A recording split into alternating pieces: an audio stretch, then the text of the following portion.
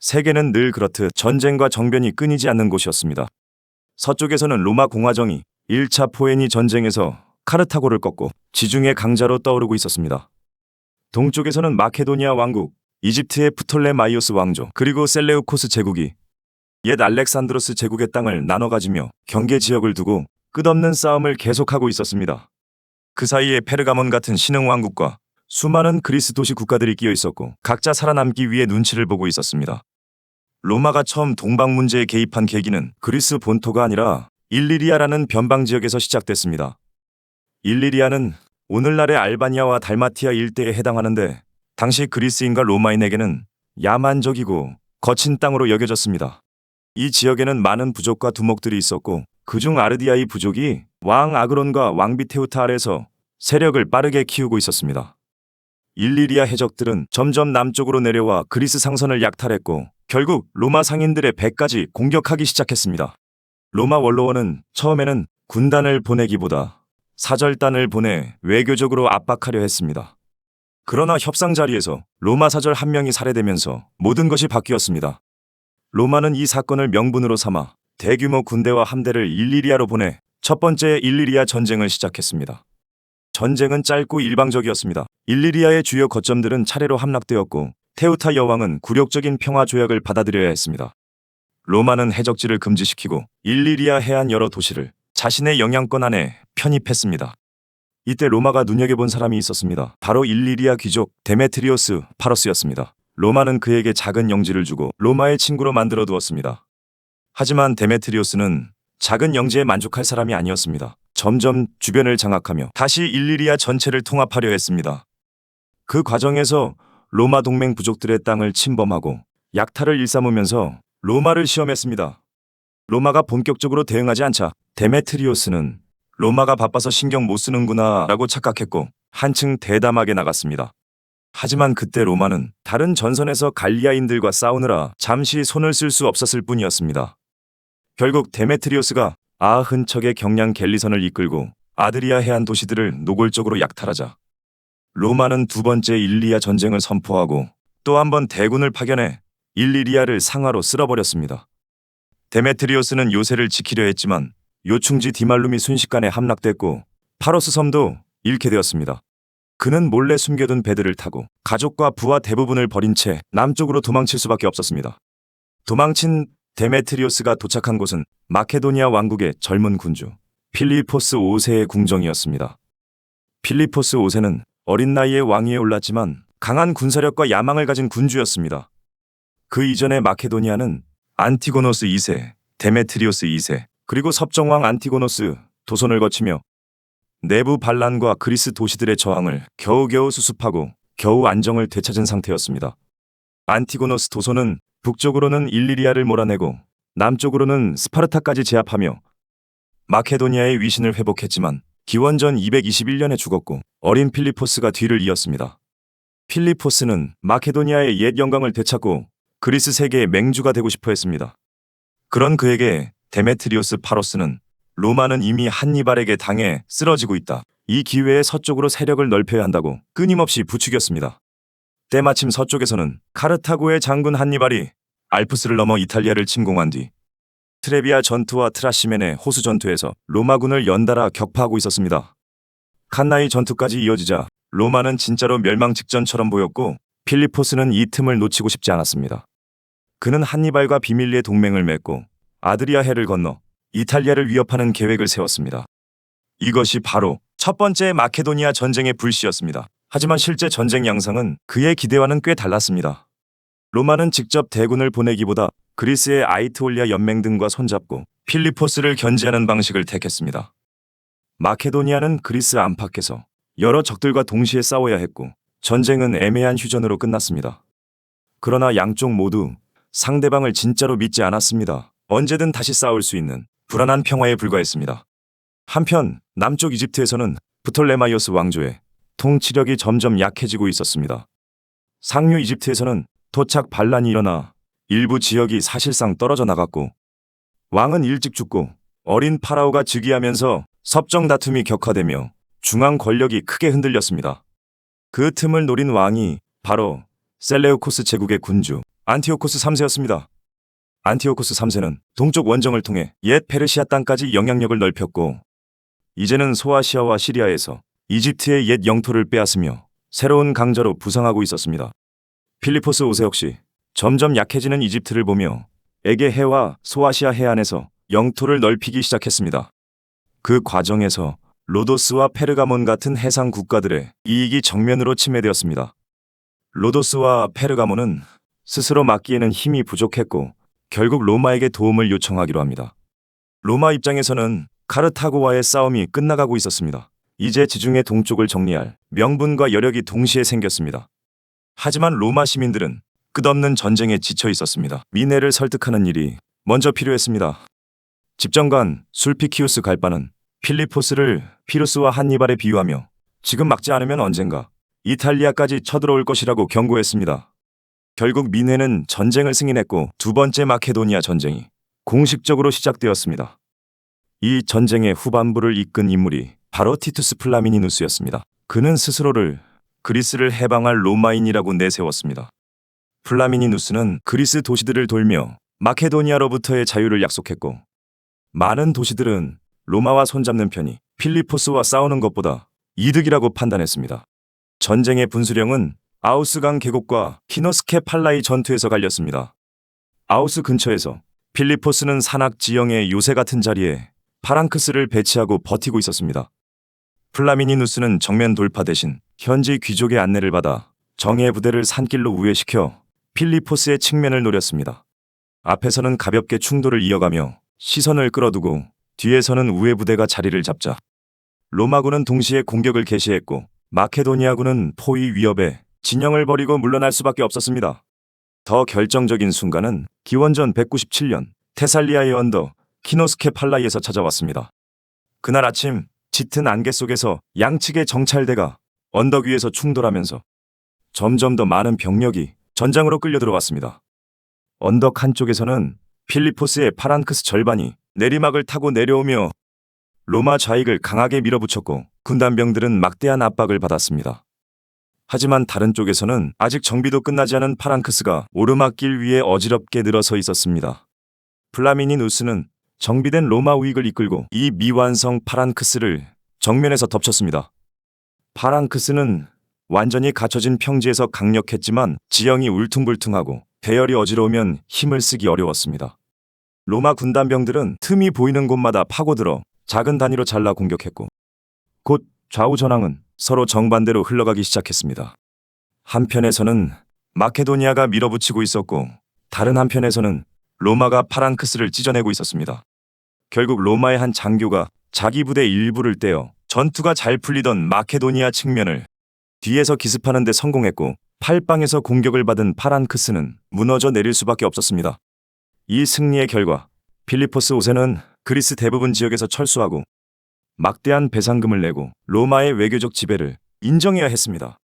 플라미니누스는 이스미아 경기장에서 그리스 도시들은 자유롭고 자치적이며 세금에서 해방될 것이라고 선언했습니다. 그리스인들은 로마를 해방자로 환호했지만 이 자유가 얼마나 오래 갈지는 아무도 알지 못했습니다. 이제 무대는 마케도니아가 아니라 셀레우코스 제국으로 옮겨갑니다.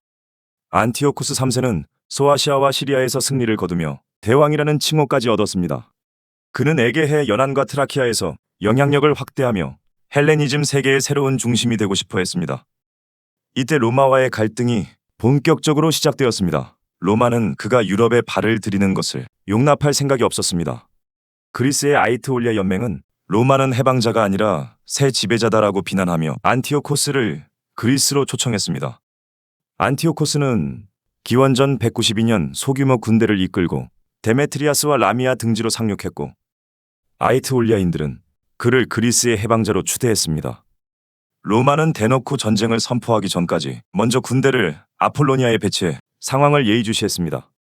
그리고 마침내 테르모필라의 고개가 또 한 번 역사의 무대가 됩니다. 안티오코스는 레오니다스의 옛 전장을 본받아 좁은 협곡에 성벽과 공성무기를 설치하고 양옆 산길에는 아이트올리아 중무장 보병들을 보내 우회를 막으려 했습니다. 로마 집정관 글라브리오는 정면 공격만으로는 안 된다는 걸 알고 카토와 플라쿠스를 각기 산길로 보냈습니다. 한쪽 부대는 길을 잃거나 저항에 막혔지만 다른 한쪽은 어둠 속에서 아이트올리아 병사들을 기습해 격렬한 난투 끝에 산길을 돌파했습니다. 동시에 협곡 정면에서는 로마 군단이 파랑크스와 맞붙어 막대한 피해를 감수하며 버티고 있었습니다. 뒤에서 로마군이 나타났다는 소식이 전해지자 안티오코스의 병사들은 더 이상 대형을 유지하지 못하고 각자 살기 위해 도망치기 시작했습니다. 테르모필라의 전투에서 패한 안티오코스는 그리스에서 철수해 에페소스로 돌아갈 수밖에 없었습니다. 이후 전쟁의 무게중심은 소아시아 바다와 평야로 옮겨갑니다. 로마는 로도스와 페르가몬과 손잡고 해전에서 안티오코스의 함대를 압박했고, 유명한 카르타고 장군 한니발은 이번에는 셀레우코스 쪽에서 함대를 지휘해보려 했지만 유리메돈 해전에서 로도스 해군에게 패하며 뜻을 이루지 못했습니다. 결정적인 해전은 미오네소스 앞바다에서 벌어졌습니다. 여기서 셀레우코스 함대는 큰 피해를 입고 봉쇄당했습니다. 육지에서는 스키피오 형제와 페르가몬 왕 에우메네스가 힘을 합쳐 안티오코스를 상대했습니다. 양군은 결국 마그네시아 평야에서 정면으로 마주쳤습니다. 셀레우코스 군대는 나달린 전차와 인도 코끼리, 파랑크스와 기병을 갖춘 화려한 군대였습니다. 하지만 화려한 병종이 많다고 해서 전쟁에서 반드시 유리한 것은 아니었습니다. 셀레우코스 측 전차가 로마 페르가몬 연합군의 화살 세례를 맞고 통제를 잃자 되려 자기 편 낙타 부대와 기병을 짓밟으며 전선에 대혼란을 불러왔습니다.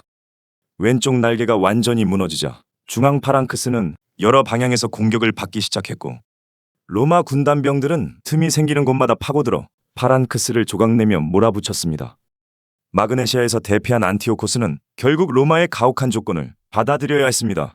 토로스 산맥 서쪽 영토 대부분을 포기하고 막대한 배상금을 지불하며 대형 코끼리와 함대를 넘겨주고 다시는 유럽과 그리스에 개입하지 않겠다고 약속해야 했습니다.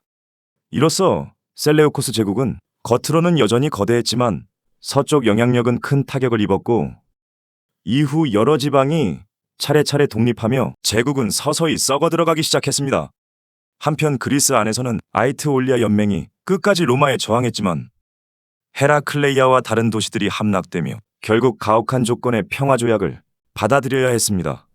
외교권을 사실상 박탈당하고 영토와 회원도시 상당수를 잃은 뒤 아이트올리아는 더 이상 중요한 세력이 아니게 되었습니다. 이제 시선은 다시 마케도니아 왕국으로 돌아갑니다.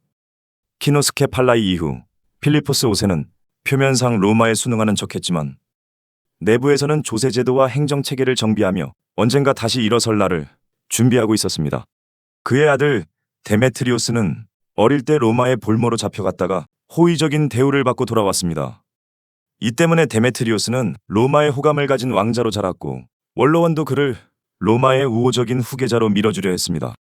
하지만 형인 페르세우스와 그를 지지하는 세력은 이 상황을 매우 위협적으로 느꼈습니다. 궁정 내부에서는 두 파벌 간에 비방과 음모가 오가며 긴장이 높아졌습니다. 결국 데메트리우스가 자신의 목숨을 두려워해 로마로 도망갈 계획을 친구에게 털어놓자 이 비밀은 바로 아버지 필리포스의 귀에 들어갔고 위조된 편지까지 더해지며 데메트리우스는 반역자로 몰려 기원전 181년 독살당했습니다. 이 사건은 안티고노스 왕조 전체를 통틀어 유일한 친족 살해였고 마케도니아와 로마 사이의 불신을 더욱 깊게 만드는 계기가 되었습니다. 필리포스가 죽고 기원전 179년 페르세우스가 왕위에 오르자 그는 곧바로 옛 동맹들을 재확인하고 새로운 혼인 동맹을 맺으며 마케도니아의 영향력을 그리스와 소아시아에 다시 넓혀가기 시작했습니다. 특히 비티니아 왕 프루시아스 2세와 셀레우코스 왕조와의 혼인 동맹은 페르가몬 왕국을 자극했습니다. 페르가몬의 왕 에우메네스 2세는 로마에 가서 페르세우스가 전쟁을 준비하고 있다, 마케도니아는 다시 예전의 적으로 돌아가고 있다고 계속해서 경고했습니다. 로마 원로원은 그리스를 안정적으로 지배하려면 마케도니아 왕조를 완전히 없애야 한다고 점점 마음을 굳혀갔습니다. 세 번째 마케도니아 전쟁이 터지자 초반 전황은 로마에게 썩 유리하지 않았습니다. 카리니쿠스 근처에서 벌어진 전투에서는 페르세우스의 기병과 투척병이 로마 기병과 경보병을 격파했고 로마군은 적지 않은 인명피해를 입고 위축된 상태로 겨울을 나야 했습니다. 그리스 여러 도시들 사이에서 로마의 명성은 떨어지는 듯 보였고 마케도니아는 그리스의 수호자 이미지를 얻기도 했습니다. 하지만 기원전 168년 새로운 집정관 루키우스 아이밀리우스 파울루스가 지휘권을 맡으면서 판도는 다시 바뀌었습니다. 파울루스는 무작정 돌진하지 않고 지형과 병참을 꼼꼼히 따지는 신중한 장수였습니다. 페르세우스는 처음에 올림포스산 인근 엘페우스 강의 견고한 방어선에 자리 잡고 로마군이 정면으로 공격해오기를 기다렸습니다. 파울루스는 위험한 정면 충돌을 피하고 부장 나시카에게 우회 기동을 맡겼습니다. 나시카의 부대는 거친 산길에서 트라키아와 마케도니아 병력을 뚫고 나와 마케도니아의 측면을 위협했고, 페르세우스는 이 방어선을 포기하고 평야 쪽으로 물러날 수밖에 없었습니다. 양군은 결국 피드나 근처 평야에서 결전을 준비했습니다.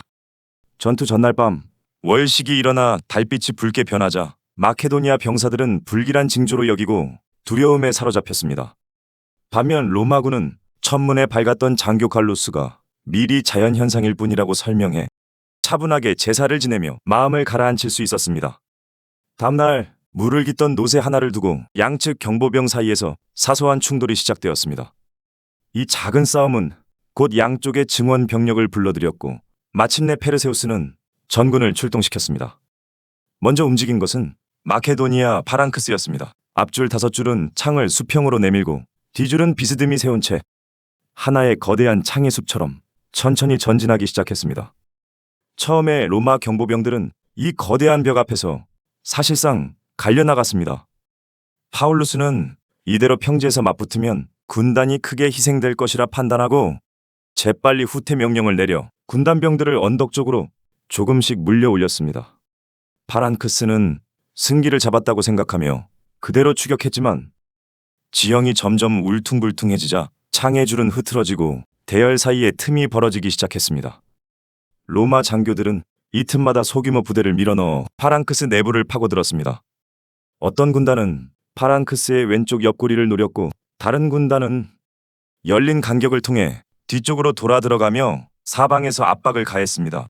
한편 로마 우익에서는 코끼리와 기병이 마케도니아 경보병과 기병을 몰아내고 승세를 탄 뒤 다시 돌아와 파랑크스의 뒤를 덮쳤습니다. 전열이 유지될 때만 강력했던 파랑크스는 더 이상 하나의 벽이 아니었습니다. 곳곳에서 잘려나간 소규모 집단이 각계격파를 당했고 마침내 대열 전체가 붕괴했습니다. 퍼세우스의 친위대 아게마만이 끝까지 자리를 지키며 마지막 한 사람까지 싸웠지만 왕은 이미 말을 타고 도망쳤고 마케도니아 군대는 사실상 전멸했습니다. 피드나 전투 이후 로마는 더 이상 마케도니아를 독립왕국으로 둘 생각이 없었습니다. 안티고노스 왕조는 폐위되고 마케도니아는 4개의 구역으로 쪼개져 서로 결혼도 무역도 제대로 하지 못하게 묶였습니다. 금과 은, 광산 개발은 금지되고 큰 나무를 베어 배를 만드는 것도 제한되며 경제적 기반 자체가 약화되었습니다. 에피로스의 몰로 시인들은 퍼세우스를 도왔다는 이유로 70여 도시가 파괴되고 수많은 주민들이 노예로 끌려가기도 했습니다. 이 모든 조치는 로마의 안전을 확보했지만 동시에 그리스 세계 곳곳에 깊은 분노와 발로마 감정을 쌓아 올렸습니다. 이 분노는 곧 또 다른 인물에게 기회를 제공하게 됩니다. 소아시아 아드라미티온 출신의 청년 안드리스코스는 자신이 왕 퍼세우스의 아들 필리포스라고 주장하며 기원전 150년경 마케도니아의 옛 왕국을 되살리겠다고 나섰습니다. 처음에 마케도니아 귀족들은 그를 대수롭지 않게 여겼지만 그는 트라키아의 지원을 받아 군대를 모으고 마케도니아로 쳐들어와 로마 측 귀족군을 격파하며 일시적으로 왕좌를 차지했습니다. 이것이 4번째 마케도니아 전쟁의 시작이었습니다. 로마는 이번에는 경험 많은 장수 메텔루스를 보내 신속하게 대응했습니다. 양군은 다시 한번 피드나 일대에서 맞붙었고 이번에도 로마 군단이 승리했습니다. 안드리스코스는 도망치려 했지만 곧 체포되어 로마로 끌려갔고 마케도니아의 마지막 왕 흉내는 그렇게 끝이 났습니다. 이제 마케도니아와 주변 지역은 하나의 로마 속주 마케도니아로 통합되었고 에피로스와 나밀리리아, 이오니아 섬들까지 로마 총독의 통치를 받게 되었습니다. 하지만 남쪽 펠로폰네소스에서는 아카이아 연맹과 스파르타가 또 다른 갈등을 키우고 있었습니다. 스파르타는 연맹에서 탈퇴해 독자 노선을 걷고 싶어 했고 아카이아 지도자들은 이를 막기 위해 군사력을 동원했습니다. 이때 로마 사절단이 도착해 스파르타의 독립을 지지할 뿐 아니라 아르고스와 코린토스 같은 도시까지 연맹에서 떼어내라고 요구했습니다. 아카이아인들에게 이 요구는 참기 어려운 모욕이었습니다. 로마가 그리스 내부를 고의로 갈라놓는다는 인식이 퍼졌습니다. 아카이아 연맹은 차라리 싸우고 지겠다면서 전쟁을 선택했습니다. 하지만 병력과 자원에서 이미 로마와는 비교가 되지 않았습니다. 메텔루스가 먼저 그리스 북부에서 아카이아 군대를 격파했고, 뒤이어 집정관 무미우스가 더 큰 군대를 이끌고 코린토스 앞까지 진군했습니다. 최후의 전투에서 아카이아 군대는 로마 군단을 막아내지 못했고 코린토스 성은 함락되었습니다. 로마군은 코린토스의 남자들을 죽이고 여자와 아이들을 노예로 팔았으며 도시를 불태우고 예술품과 재산을 모조리 약탈했습니다. 같은 해 카르타고도 완전히 파괴되었으니 지중해의 두 큰 상업도시가 거의 동시에 역사 무대에서 사라진 셈입니다. 아카이아 연맹과 아이토올리아 연맹, 그 밖의 그리스 연맹체들은 모두 해체되었고 그리스 본토는 행정적으로 마케도니아 속주에 편입되거나 직접 로마 총독의 감독을 받게 되었습니다. 정리해보면 작은 일리리아 해적 사건에서 시작된 로마의 개입이 마케도니아 전쟁과 셀레우코스 전쟁을 거쳐 마침내 마케도니아 왕조의 멸망과 그리스 도시 국가들의 종말로 이어졌습니다. 로마는 항상 같은 방식을 사용했습니다. 한 세력과 손잡아 다른 세력을 공격하고 그 다음에는 또 다른 동맹을 찾아 모두를 서로 견제하게 만든 뒤 마지막 순간에 자신이 직접 지배권을 가져가는 방식이었습니다. 그러나 정치적으로는 패배했어도 그리스 문화는 사라지지 않았습니다. 로마의 엘리트들은 그리스 철학과 문학을 배우고 아테네와 코린토스의 예술을 자신들의 것으로 받아들이며 새로운 그레코로만 문화를 만들어냈습니다.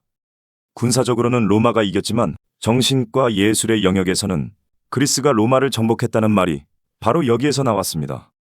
이렇게 로마의 그리스 정복사는 힘과 외교, 분열과 동맹, 정복과 문화 교류가 한꺼번에 뒤섞인 이야기입니다. 우리가 이 역사를 돌아보는 이유는 누가 이겼는지보다 그 승리가 이후 세상을 어떻게 바꾸었는지를 보기 위해서입니다.